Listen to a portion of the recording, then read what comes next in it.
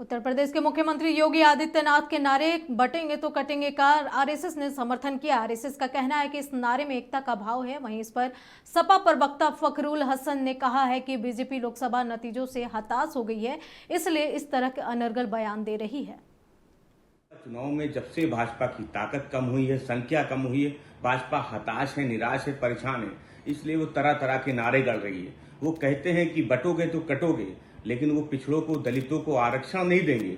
वो कहते हैं कि बटोगे कटोगे, लेकिन महिला सुरक्षा पे कुछ नहीं बोलते हैं। वो कहते हैं कि बटोगे कटोगे, लेकिन महंगाई पे कुछ नहीं बोलते हैं। वो कहते हैं बटोगे कटोगे, लेकिन पेपर लीक पे कुछ नहीं बोलते हैं। वो कहते हैं कि बटोगे कटोगे, लेकिन बेरोजगारी पे कुछ नहीं बोलते हैं। वो कहते हैं कि बटोगे कटोगे, लेकिन अग्निवीर पे, किसानों पे कुछ नहीं बोलते हैं। तो भारतीय जनता पार्टी की कथनी और करनी में बड़ा फर्क है।